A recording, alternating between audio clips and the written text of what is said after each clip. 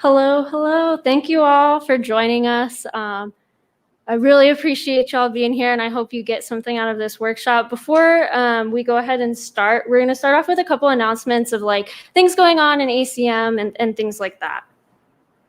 But you're here for Intro to Tech, you and your IDE, Beginner's Guide to IDEs and Vim.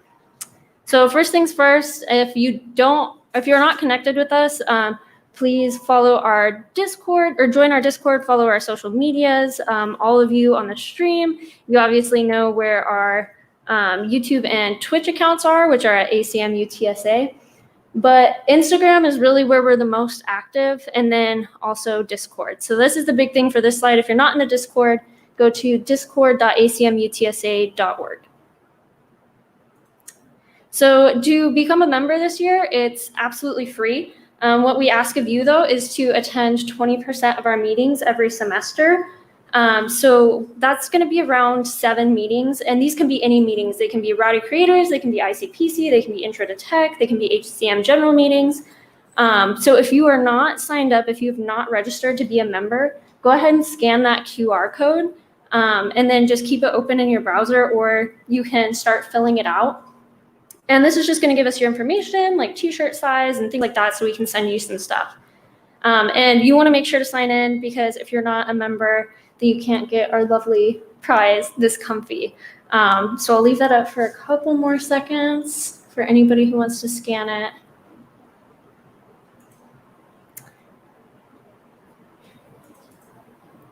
And we'll move on. So as a part of membership, you get prizes. And so like I mentioned, you're going to want to be a member in order to be placed in a drawing. Everybody who signs in today will be placed in a drawing for a comfy, which looks like that, which that's right there. So the sign-in form will be coming up shortly. So make sure you're registered before you sign in. So if you have to do that now, go ahead and do that. Next, we're going to move on to opportunities to look out for. So on September 24th, Valero is having a career fair, and they're actually located right next to UTSA. So they want to see UTSA students. They want to give people internships. So I highly recommend, even if you just want the practice of talking to people in person again, to go over and check out their career fair. Also, Pycharm is having a technology panel this Thursday, September 23rd. There's going to be a giveaway. And this is just a panel with a bunch of their technologists that work there, so you can get a feel about what technology is at Pycharm and what technologists do at Pycharm. And then the final opportunity is an HEB internship info session. So it is internship season. So if you are looking to work at HEB or apply there, this is, again, is probably for more their technical roles. Then you can join, and all of the opportunities that I've listed here, you've seen that QR code on the left. That's to our opportunities calendar. We also posted it in our Discord on Friday. So don't worry if you want to go to something here, but you missed the link or missed the date. You can go ahead and look at our opportunities calendar. Another opportunity that we have is to become an ACM junior officer. What a junior officer is you basically shadow our current officers in hopes of becoming elected. And that's just really a great experience to get some leadership experience, and then also get more involved, meet more people in the organization, things like that. So you can apply by filling out the type form that QR code is linked to. And we also have an opening in our officer positions. We have an opening for social officers. So we'll hold our election at our next general meeting on September 29th. So if you would like to run for social officer, if you like planning games, events, things where members can just hang out, as well as fundraising or helping post flyers, then make sure to apply for that. And anybody can apply to run, and our members will vote for our next social officer. So there's more information in that form. And these have also been posted in the Discord last Friday. Our upcoming events is this Thursday. ACM-W has a Women in Tech panel that's going to be very exciting. The room is still a little bit up in the air. We have to confirm that, but it will be happening 3 to 4 p.m. this Thursday.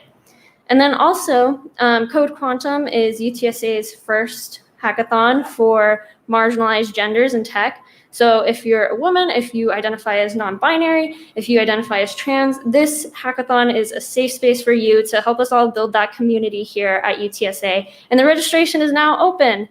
So go ahead and register because spots are going to fill it fast and we do have a limited capacity.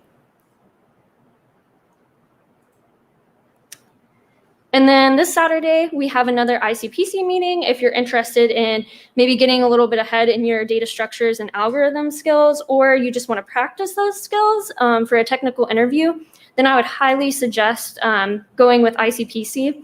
It's a great way to just problem solve in a group, and 2 professors are there to help you, as well as fellow students who have done technical interviews or know how to do these types of problems. And any skill level is welcome there, but that's this Saturday in their Discord from 10 a.m. to 1 p.m. You don't have to stay the whole time. And then our last upcoming event is ACM is going to be hosting an event with Pycharm, where Pycharm is going to come and tell us how to prepare for a technical interview. And that will be Wednesday, September 29th at 12 p.m. We will be back in the Rotama, and we will also be streaming to our platforms at ACM UTSA. So now, everybody take out your phone, sign in to today's meeting. It's really important that you sign in. This is what will get you into that drawing for our beloved Comfy up here. And then it's also one more meeting towards your 20% of meetings for the fall semester, because we would love for you all to meet that 20% so that we can have a great spring event with all of our members, and then also so you can get our ACM t-shirt. And this slide will also be at the end for if there's any difficulties or anything like that. Were you all able to sign in? It says it's closed. Okay, I will open it back up, and then this will be at the end of the meeting as well. So without further ado, I'm going to introduce our projects chair, Alex. He's prepared an awesome workshop for you all on IDEs. So let's go ahead and give it up for Alex. Thank you, everyone. Apologies for the typeform thing. And I know the slide says just Vim, but we're going to cover a little VS Code if we have time. Anyway, without further ado, let's get started. So first, let me talk about what exactly are IDEs. So how many of you here know what an IDE is? Okay. So about half of you do. So essentially what an IDE is it stands for an integrated development environment. And so typically when you're developing software, people will use these environments as a way to make their workflow a lot more efficient, simply because these applications tend to have a lot of tools built in, such as a compiler, or it checks the language's syntax. However, you could easily make the argument that a lot of text editors themselves are IDEs because of what plugins they have and how you can extend them. And again, although text editors won't have the same features from the get-go as a typical IDE, you can still modify them as such. And you'll see that's kind of a common theme with these text editors as I give you a couple of examples here in a minute. So like I said, the strength of an IDE is that it has all these features built in it. It's mainly for your convenience, and it will help. It could help you to, obviously, depending on what you use, it could help you, increase workflow or make you a lot more efficient. But I feel like there is a very, very, very important point to be made. And that last bullet point, use the right tool for the right job. I'll make a disclaimer here. So while I will be recommending an IDE, or as I'm demonstrating, while I do recommend those choices, that does not mean they are that is what you should use. That is what you need to use. It is simply a recommendation. I probably wouldn't want to make integrated circuits or hardware or program low-level hardware using these editors, simply because I probably struggle for 45 minutes just to hook up my hardware and say, oh, hey, my computer knows that my hardware needs these specifications to work. So, a lot like how you would, fix a machine or fix a computer, right? Maybe you're looking at the back of a laptop and you see that it has these screws, and maybe this one screwdriver works, right? But there's a better screwdriver out there. And so the point I want to make is that it might take some time for new people to get used to this, or get used to their IDE, or find an IDE, but you will probably realize it when that time comes that you feel that is the right way to program for you. Here I'll just transition and give you I'll just kind of give you a brief rundown of a couple of IDEs I want to present here. So firstly, we have Eclipse. So Eclipse is a Java-focused integrated development environment. You will typically use this to create programs in the Java programming language, although that does not mean you can't, use it to make programs in C or C++. Eclipse itself has those plugins and compilers to help you make those programs. Although you might actually need to do a little work on your own to get that started, but it can work. And that kind of extends to that second bullet point there, that Eclipse itself does have a large amount of plugins. And I forgive me if this might be incorrect, but I believe there's I don't remember the name of it, but there's a library on Eclipse's website, and you can kind of take a look and see what kinds of plugins there are, and you can use those to suit your needs. And I say subversion VCS. That stands for version control systems. Now, don't worry about the terminology for now. We'll talk about version control systems in our next workshop. We'll use GitHub or Git as an example of it. So for the time being, if I throw out these terms, I hope I'm not scaring half of you here. Eclipse is, I think, a good starting point for a lot of developers who are getting into Java, or people who are interested in Java.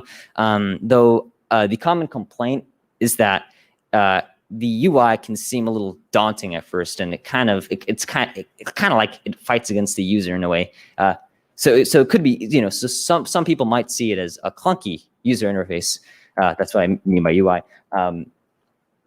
I guess another downfall is, Eclipse can be resource intensive. And what I mean by that is that it could take up a lot of memory on your computer. And this might matter if you're running multiple processes or multiple applications, or, you want to do 3 things at once or something. So that might matter to some people. And you'll see this is kind of a common trend between IDEs. Typically, while they might have all these tools, like how Eclipse does, they will take more memory or disk space simply because of what they require and what they have out of the box.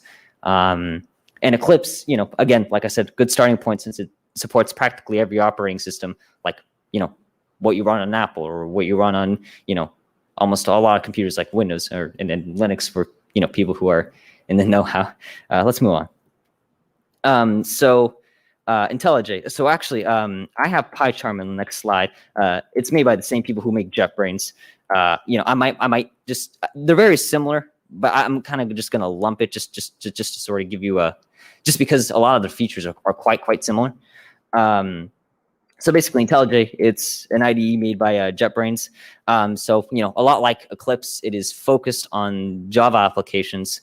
However, I think JetBrains, I think Intellij itself does have a lot more built-in features right out of the box. So, for example, like what I mentioned in the last slide, version control systems, like Git, or it has Docker support, which again, don't be scared of the terms. I can cover these at a much later workshop. But just know that I think Intellij is also a great starting point for Java developers, simply because of how many tools it has, and how little of a hassle it requires just to set up and use. But it also has its own version of Intellisense. And so what that means is Intellisense basically, I think the term is more coined by Visual Studio, which is another one, and I'll get to that soon. But basically, the rundown of Intellisense, it's basically a smart way to detect what syntax you're using. So, maybe you type a part of a statement in a programming language, and then the program will say, oh, did you mean this term or this term? It's kind of like if you entered a search on Google, right? And you're looking for Apple, but you type the first 3 letters of Apple, down in your suggestions, Apple is probably going to be suggested. So in a sense, Intellisense, kind of a pun, does that as well. And as far as Intellij here, and I guess the JetBrains IDEs is Community Edition is free, but there's also a paid version. And I think as students, you actually can get Intellij and a lot of these Pycharm IDEs for free as long as you're a student. And I think that's under the GitHub Student Pack, which if you're interested, you can ask me about it a little later here if you'd like. But yeah, I'll just move on to Pycharm, and I'll kind of cut this down short. Basically, Pycharm is a lot like Intellij, kind of has the same features. A lot of this. It's I guess in a way you can think of it as close of a copy. I think the only slight difference is that, for example, the Intellisense feature that you'll see on Intellij is not as great as it would be on Pycharm. And of course, there's language differences too. For example, these frameworks that I've listed here, like Django and Flask, of course, Pycharm is more Python centric. Is more Python programming language centric than Intellij, because Intellij is Java based. But also, just to clarify, Django and Flask, again, don't need to worry about that. They're simply just frameworks to create web applications and backends for that. And again, same deal as Intellij. Community version is free, but you can, I think you can get the paid version for free if you're a student. And so, and there's also another one called I hope I'm not butchering it. It's like Client or C-Align. It's spelled C-L-I-O-N, and basically that's a lot like these 2 IDEs here, Pycharm and Intellij, except the main difference is that's more focused on C, and the good thing about it is that it actually has support for microcontrollers.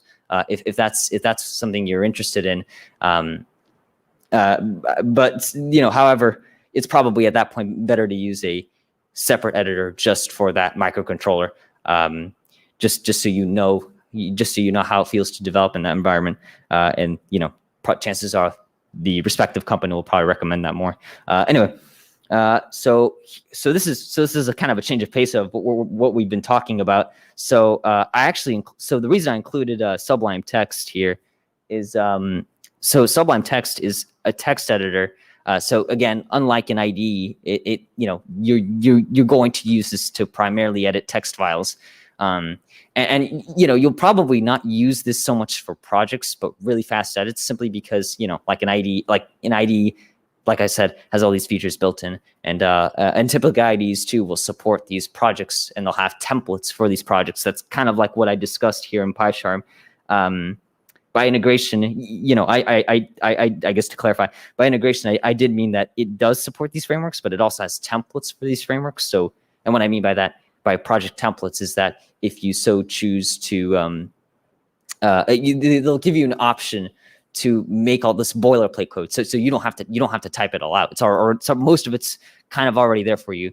Maybe if you need a unique set of rules, or you're doing something slightly different, you don't have to change it then. But again. Sublime Text is a text editor. It's not really meant for projects, but more like quick edits. But like I said earlier, you can still use it as an IDE, if you have the right tools. And a lot like these other editors, it's supported on most operating systems. So you'll probably be able to run it on almost any computer, provided you meet some system requirements that they have. And so I personally think the good thing with these text editors, and I put this for Sublime Text too, is I feel like text editors are kind of easy to understand, simply because they'll work kind of a lot like other applications. Like opening a new file or making a new file seems relatively simple. Of course, you still have to learn how to navigate the interface, but for the most part, it'll feel familiar if you've worked with text editors before, or even just something like Word. If you know how to create a new file, well, you'll probably understand how to make a new file using a text editor like Sublime Text. And so, yeah, so a lot like other IDEs and text editors, this is extensible through plugins. And again, don't worry about the version control system thing. I'll talk about that next time. And Vim integration. So that's kind of why. So I will get into that a little later in this presentation here, because what that means by Vim integration is that it allows you to use keybinds from the text editor Vim. Because some developers like working in Vim, and so I will teach you. I'm going to teach you and walk you through some of these keyboard commands when we're using Vim. So if you like how the keys work in Vim, but you don't like how it looks, maybe you just don't like how the console output, right? So some of these text editors do support that, and you can use those keybinds and those controls. And so, yeah, again, unlike IDEs, this really does not come with features like linting. What I mean by linting is that it'll check your code for syntax errors, or maybe your code's a little messy, or something along those lines. But I think it's still worthy of being mentioned here. And I'll move on.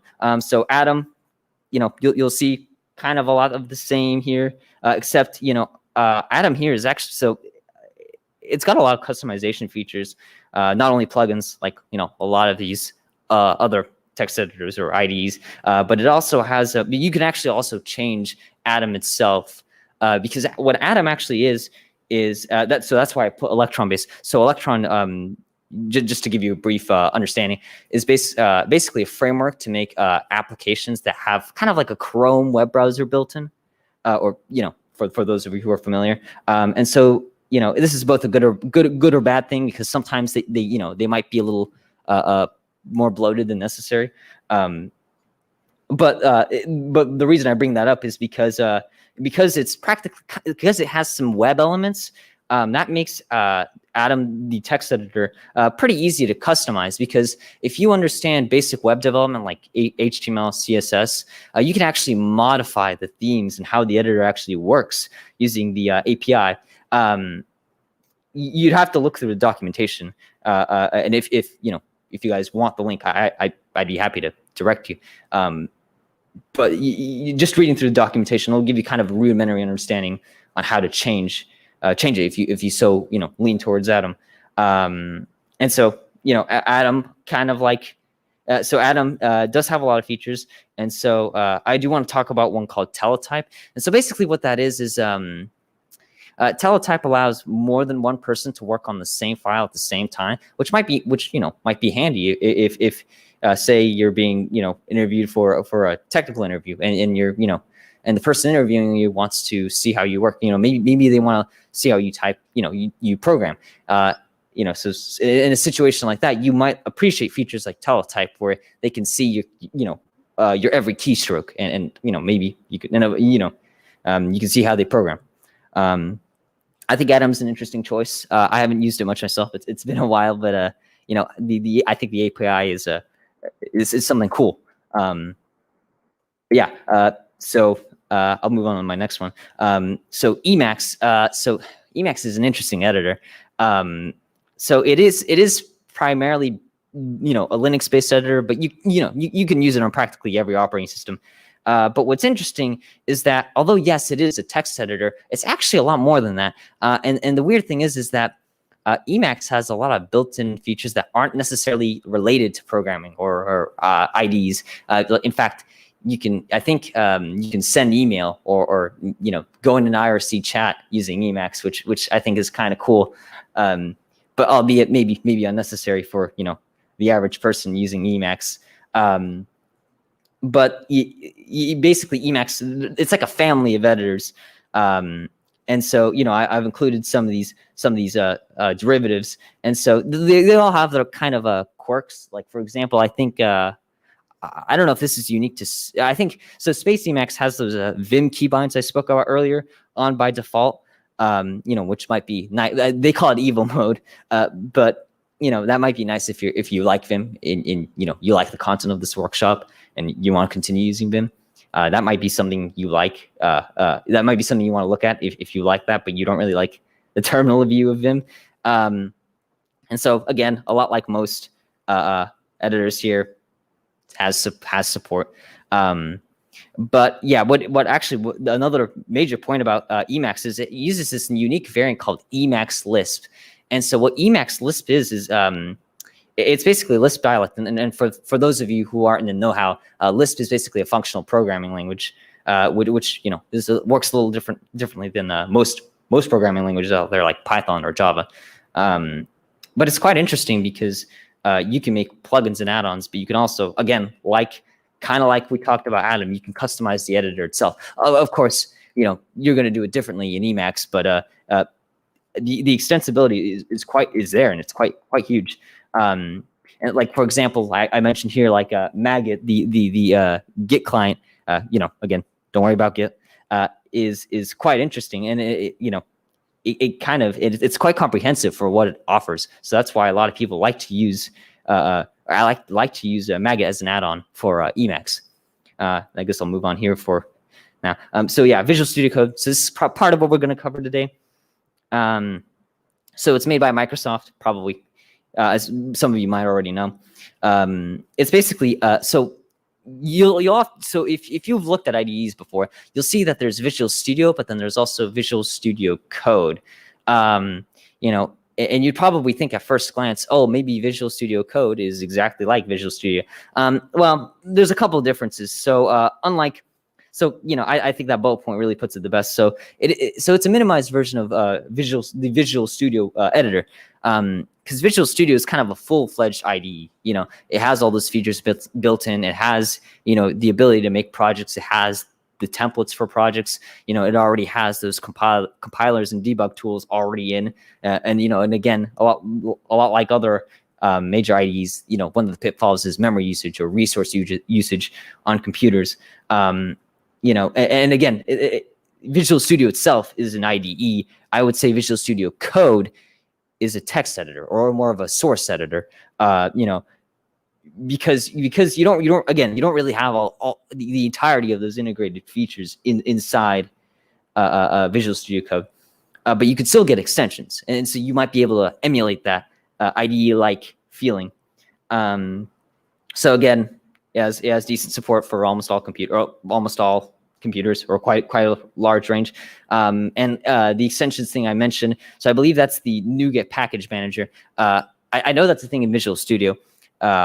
I think they extended it to Visual Studio Code, but basically it allows you to find extensions, which, not only is it related to programming language support, but, has other nice features like what I mentioned earlier, the Intellisense.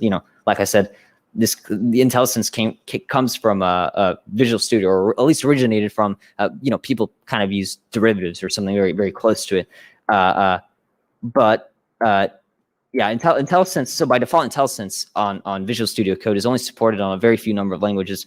So if you kind of wish, maybe you're a C developer and you like using Visual Studio Code, you can get those extensions to kind of allow you to have that auto completion or suggested syntax through extensions for C, and then that's quite nice. And live share is kind of a lot like what I talked about earlier with teletype on Atom. It allows people to collaborate on one single file at the same time. It's quite nice, really useful. Kind of like how I mentioned the scenarios earlier.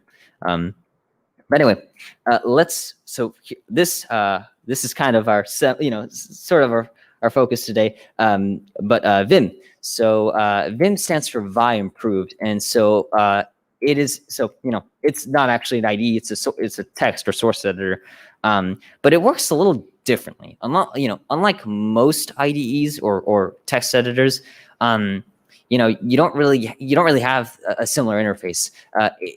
It's more of a kind of terminal or console interface. And so, you can't, and weird thing is for most people approaching Vim for the first time, they expect that they have this blank file and they can just type right away. And that's not quite how it works. it operates in two primary modes, insert and normal. And while there's more modes than that, like append, which appends text, or replace, which replaces text, those are more like extensions of the insert mode itself. So I wouldn't really call those modes. And there's also another one that I didn't mention called the visual. But for our purposes today, we're not really going to cover visual, although it is handy if you decide to look further into Vim. So Vim, a lot like most text editors, has is customizable, but so it actually has this unique file called Vim Rc, and so that basically stands for, so it's a basically configuration file. And what's interesting about Vim Rc is that you can change a lot about it. You can change how the editor works. So if you want special colored syntax, you can just tell the configuration file, okay, I want a theme, I want this colored syntax, and it will do that the next time it starts up. And there's also other stuff like line numbering, which is not actually built in Vim. You'd have to look at like the bottom, and it would tell you that you're on line so and so. But that setting, for example, just puts it on the side, and it'll tell you, it'll just number the lines. And so, like I said, a lot like other IDEs or text editors, this one actually has a bit of a learning curve because, again, you have these two modes, insert and normal. So for people who are new to Vim, this might seem a little unfamiliar. Maybe they've worked on Java programs using JEditor or NetBeans or Intellij or whatnot. So approaching something like Vim is weird, and it has a certain learning curve because of how somewhat unique it is. So what I'm going to do, so yeah, like I said, these are great. But again, these are merely my recommendations. While I think they're nice to use, they are not, I won't shove them onto you. And you really want to use something that you yourself feel is nice to work on. So what I'm going to do now is I'm going to, demonstrate a little bit of Vim to you guys. So here I'll go on ahead and open Vim. So by default, typically you'll find Vim on most Linux systems. So you'll have to install on your own on Windows. And typically you're given a GUI version. So in our case, gvim. And so you're going to see basically the same output when you start up. When you, I don't know, say you go to the command prompt, which don't worry about what the command prompt is. But if I open it up, you basically, whoops, my bad. You basically get this interface. So for now, I'm just going to show you the this version because it's going to be a lot clearer to see up here on the screen. So here, let me go on ahead and maximize that. But yeah, so you're kind of, so when you open up Vim, you're kind of given this sort of blank slate. You don't really know what to do, and maybe you type like TT, and then you don't see anything appearing, and you're kind of wondering, what's going on? Why isn't anything happening? Or, let's say, you type like VBI and then AS, right? Or AS, whoops, my bad. So, that's kind of weird because you expected, VBI all to appear, but for some reason, all that's appearing is, well, AS. And so I'm going to explain to you why that is. So I'm just going to go ahead and undo this.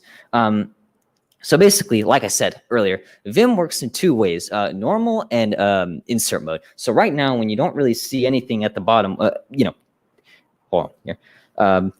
So basically, when you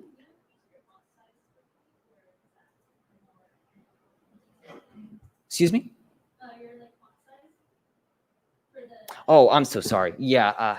So wait here. I'm sorry. I gotta zoom in then. I think you can do Control Plus. I'd have to here. I don't know. Probably. Let me see. No, I guess not. I'm sorry, guys. I did not expect to. I did not expect this. There's a font way. I think you can do that in our. I hope I can. Okay. Are you guys here in person, are you? Can you all see? Are you all good? Okay, thank you. Sorry.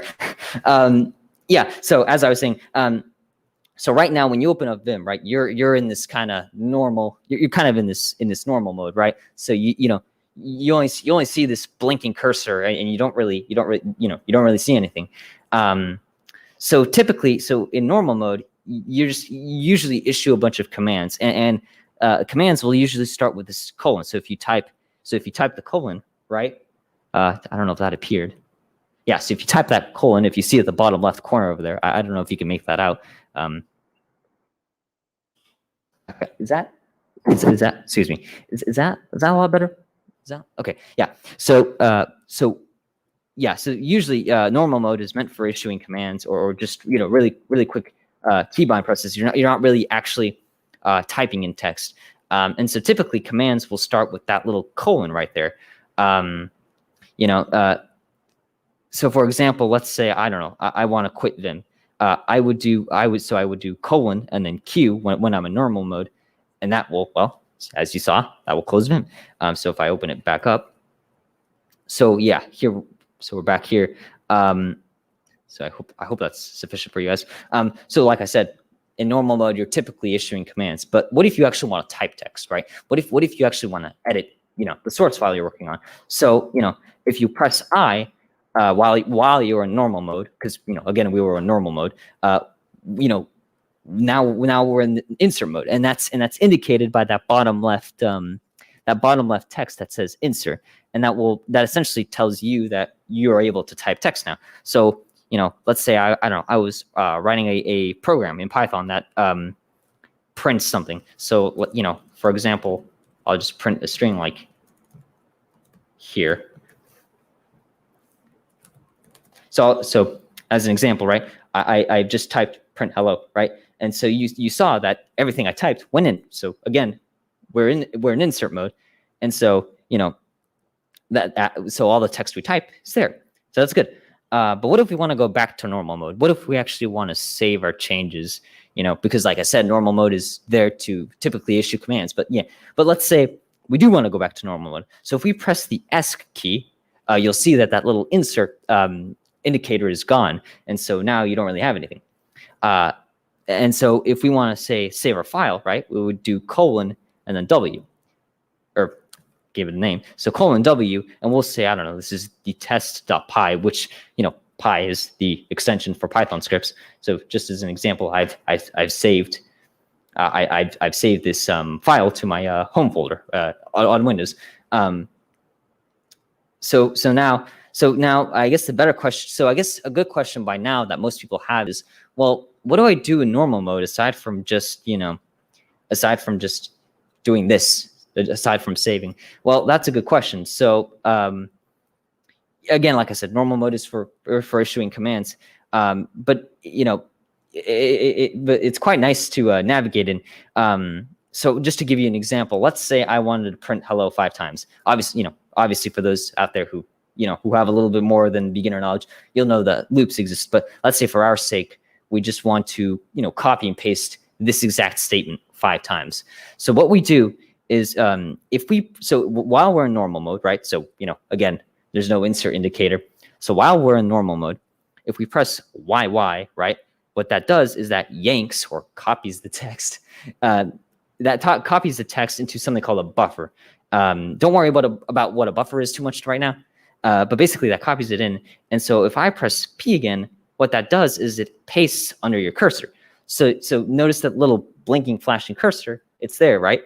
But if I press P, the cursor shifted, but it pasted under it, and then it shifted the cursor. So that's an example of navigating normal mode. And so let's say I wanted to undo those changes. Well, I would again, normal mode, we would just press U and then U again, and we've undone that twice. So let's say, and then we can actually redo one step by issuing a command. So colon and then redo. That will redo that, and I think you can do that once more, and that will redo that. But let's say you actually want to move that cursor, right? And And actually, I forgot to say this. So in normal mode, you can actually like press delete itself, and that will delete a character, which is kind of weird. When you thought that normal mode is mostly just for typing text. So you would think that that deleting is only really restricted to insert mode, but turns out it's not. So again, let me undo that change. So it's not. But what if you wanted to delete something specific under the cursor, right? Like a specific letter in our print statement here. So Vim, the way you navigate through Vim is using the L, K, J, and H keys. So L goes left. So if I press L twice, you'll notice we went left 2 characters. And if we press H twice, you'll notice that we went left 2 characters. So we can repeat this. So I'll say L. I'll just keep pressing L until we reach the end of this line, right? So we've successfully moved all the way to the right. But let's say we want to go up or down, right? So we would use K to go up, and then we would use J to go down.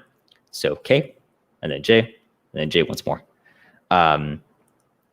So like let's say, I don't know. So right now you'll see, right, like H a couple times, and let's say I want to delete the H from hello. So again, you could press just delete in normal mode, and that actually deletes it, which is good because in this case that's what we wanted. But let's say, for example, right, we don't want that line. We think that line is stupid. We've already printed it twice. That's fine, right?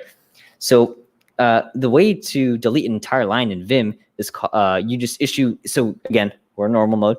So we issued the command dd, right? So we press D twice, so dd, and what that does is that it removes. So it basically kind of cuts the current line, so it deletes that line. But what is interesting about dd is that is now in your buffer, and so if you press P again, right, you'll notice that is in that that's what we pasted, and once more, you'll notice that that entire print statement is there. So let me just undo these changes. It's quite so that's just kind of a taste of Vim. So you're probably not going to edit anything super serious at this point, but just again, we're just navigating through using the H and L keys. And I know this key scheme might seem a little weird, considering that a lot of text editors usually use arrow keys, right? I think the design choice is mostly just to keep you on the same keys, just so you could go back to typing a lot easier. Okay, so let's say, for example, right? So we have these 2 statements in Python, right? So we're done all over. So let's say I don't know, we're gonna make a sentence, right? So we go back to insert mode, and then we go on ahead. Whoops, my bad. So insert mode. So hold on, I'm sorry, guys. So insert mode, and then my bad. I apologize, guys. So insert mode, and then okay. So let's say we print a sentence. So I don't know, the quick brown fox jumps over the fence, and so just to kind of show you, so you already know that navigation is through the H and L keys. So here I'm just repeatedly pressing H and L. You can also kind of jump using other keys. So for example, if I want to jump to the beginning of this line, I would press 0. And if I want to jump to the end of this line, I would press shift 4 or $, and I would go to the end of the line. And so we'll go back to the beginning of the line, 0, and then $, to the end, and then 0 once more. But let's say I want to navigate word by word. So maybe I want to change the contents of this print statement, right? So I can press W in normal mode, and what that does is that actually skips a word, and so it'll go to the beginning of the next word. So here you can see that we're jumping to that very, very beginning, and maybe we don't want this over part, right? So what's interesting, so we could just say, okay, let's press delete 4 times. So what we can do with Vim that I didn't mention is that we can actually chain commands. And so we can use kind of a subset of DD, what we used earlier, to cut the line or delete the line. We can actually use that to delete the word. So if we press DW, that actually deletes the word. And again, if we chain the command, so we're basically chaining the command D and then W for word. So once again, DW, you'll see that that word is now gone, or those words are now gone. So we'll undo those. So that, that's so again, that's kind of like how nice navigation is although you might have this kind of clunky, HJKL, you don't have to use those. You can use, you can use things like $0 and $, navigate, which are nice. And kind of a similar story with, going up and down a file. So I'm going to teach you really quick here. So 2 shortcuts to go to the bottom and the top of the file. So if I do Shift G, right, what that does is it goes to the bottom line. So basically capital G. But if we press GG, that actually goes to the first line. So GG, what that does is that goes to the top of the document, so the very first line. And again, capital G, we go to the last line of the document. But let's say we wanted to go to that middle line, right, using G or GG. So capital G and GG are actually synonymous. So when you're chaining commands. So I didn't mention this, but you can actually so you can chain the commands, but you can also use numbers. So if I say like for example, since I want to jump to line 2, if I say 2 and then GG, right, that actually goes to the second line. And it kind of to add on to our previous example, right?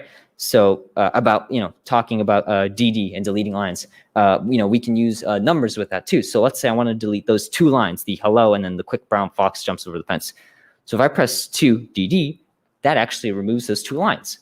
And this is quite nice because you can keep chaining commands. So, like let's say I want to go to the top of the document, so GG, and then let's say I want to yank all those. So let's say I want to copy all those 3 lines. So if we press 3YY, we've yanked those 3 lines. And then we can actually, and let's say we want to go to the bottom, right? Go to the bottom here, press a capital G, and then we can paste all the things we've done using P. Or maybe we want to paste it 3 times. We do 3P. And as you'll see, the number of lines multiply.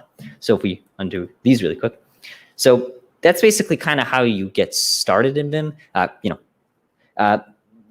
guess one thing before I stop the Vim demonstration is, like I said, what if we want to, so I will show you how to actually run your code using this. So, you can obviously go through a command interface and then, run your favorite program or compiler and then, validate this program.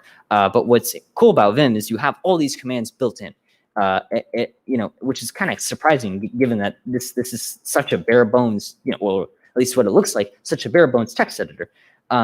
So for example, I'll show you how to run this Python code. So again, if we do colon, right? So we're issuing a command. First, we probably want to save this file so that it knows. So W. So if we do colon W, we save the file. But if I want to run a command, if we do colon and exclamation mark, what that does is that tells Vim that what you're going to do is you're going to run a command.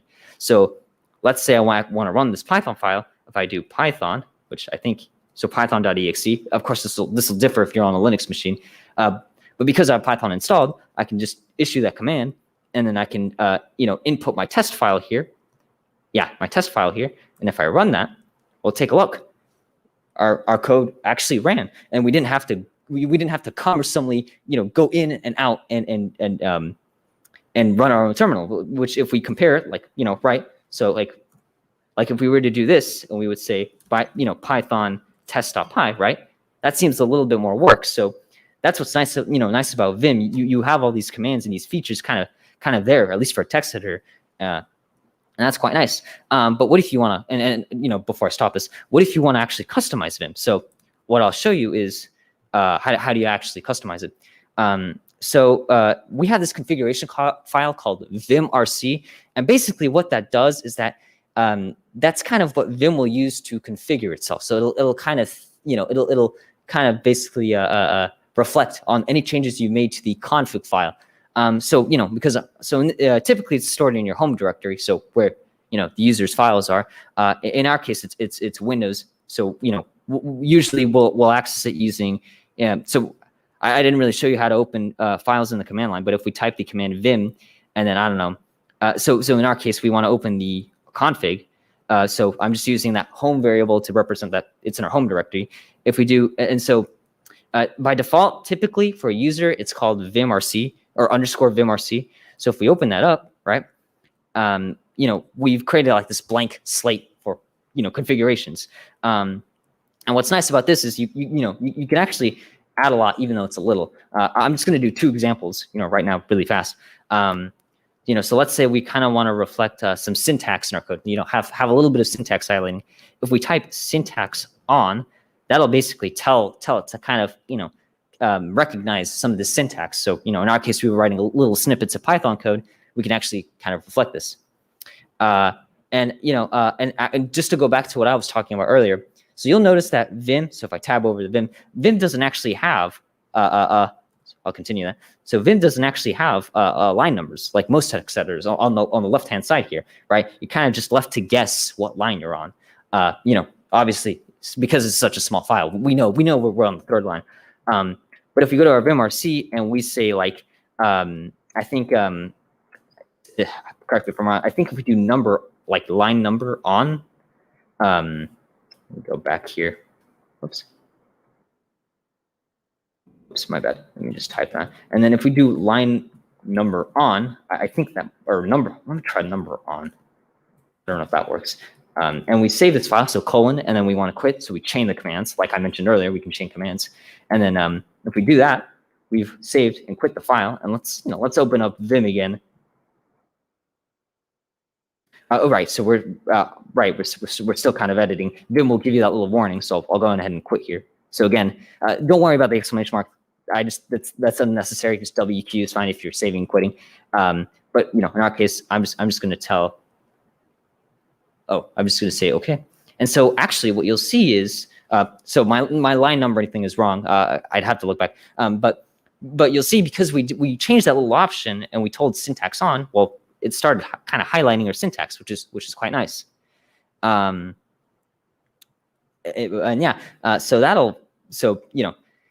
I hopefully by now you at least understand a little bit of Vim. Maybe I went a little fast for the sake of our presentation, but I hope that you at least have an idea of what Vim is about and why someone might want to use it. But yeah, I guess that'll do it for my Vim demonstration. I don't know if we have enough time. I think we're pretty low on time, right? We're low on time. Okay. I'm not sure I can show you guys VS Code, but if you have any questions, please feel free to ask me. And I guess that's mostly going to do it. Apologies and thank you. Thank you for your time.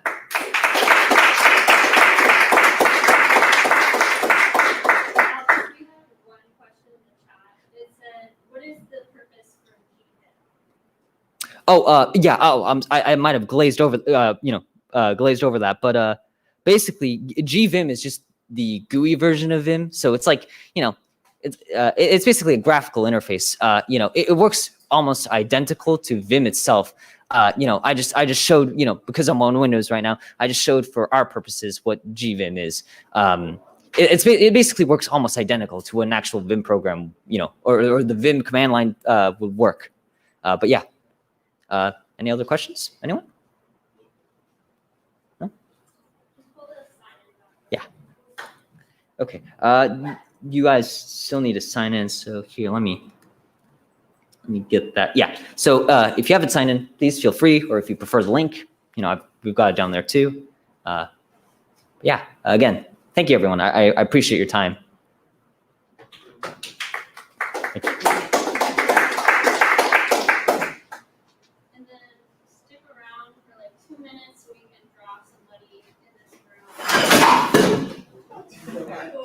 Are you guys okay?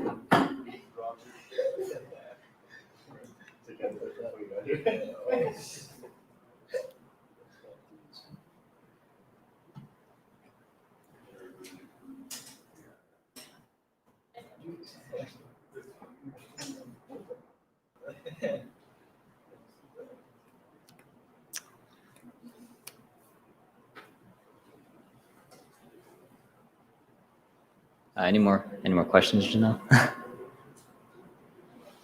was a really good presentation. I enjoyed it. Thank you.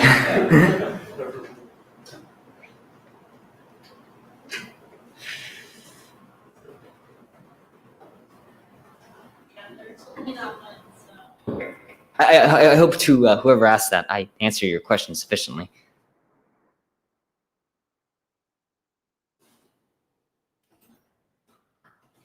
question actually.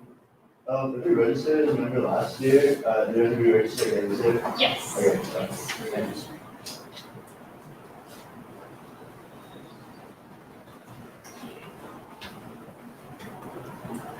I'll give you all like 2 more minutes to get through that, and then we'll draw some ready.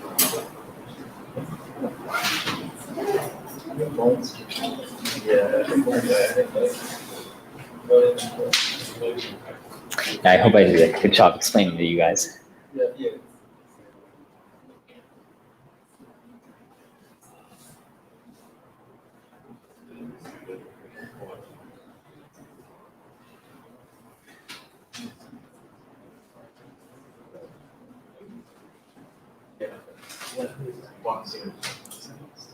It's kind of cumbersome. It's really nice though. I think I use it a lot. It's a bit of a learning curve. Yeah, I know for programming too. You guys, I assume you guys are CS majors, right? Yeah, I know programming too. Programming too kind of has that learning curve. I'm actually not CS, so it actually took me a little bit to understand Vim. But once you get used to it, it's actually quite nice. So yeah. I wish I had like on this presentation like when I took it last year. Yeah. I just really gave up on Vim. I would just type it in with that. You should learn how.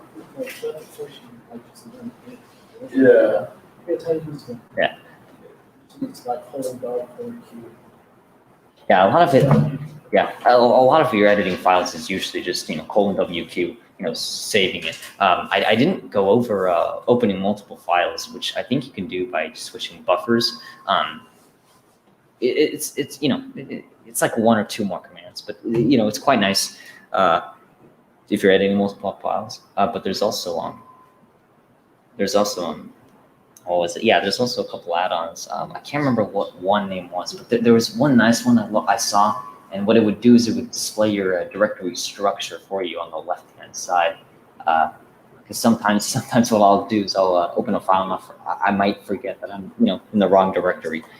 So that looked quite handy. I didn't have enough time to mess around with it, but it was interesting. Yeah. Those plugins get pretty crazy. Yeah. Like you can basically give yourself up to like an actual like IDE with plugins on them. Yeah, it's crazy. Yeah. It takes some effort to get it working, but it looks cool. Everybody's like, wow, really. I mean, people will think you're a Vim wizard. Code you. It's got like a build bar across the bottom of the file name. It's got a tree structure, like you were saying, with the files. Yeah. They can even do like a little breakdown of your code, so you can see like on the right split, you can see like your methods and your variables. Yeah, actually, I forgot to go over 2 things. For Python users, there's a command equals, and what that will do is that will automatically indent your code, and that's quite handy for writing functions. And then maybe you're like, oh, I don't know, maybe my spaces are off. I found that command really useful. But then there's also another plugin I found. I forgot the name of it. But there's like Python autocompletion or something. It was quite interesting. Yeah, take a time to look at it. But All right, y'all. I'm just trying to copy this. Hopefully. Well, there we go. Okay, cool. It's up by ABC123 because the names were too hard to do. But for the comfy, a $45 wearable blanket.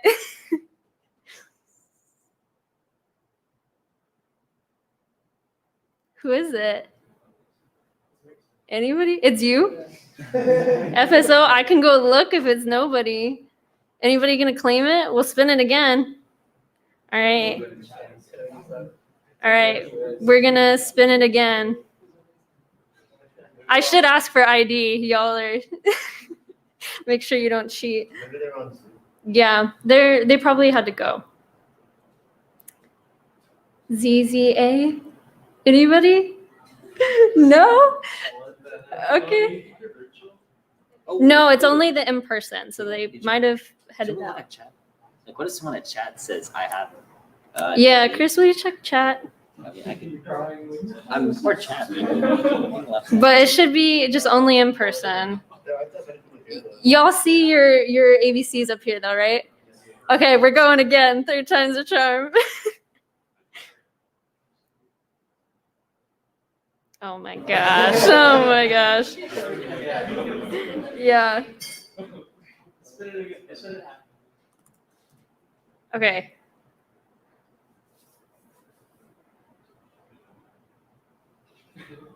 Oh? QS? Yeah, nice. All right.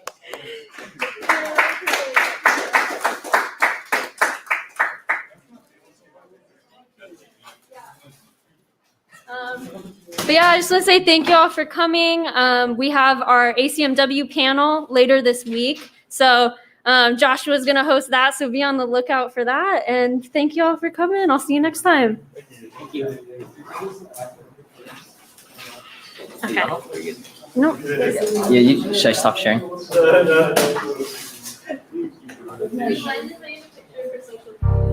Oh,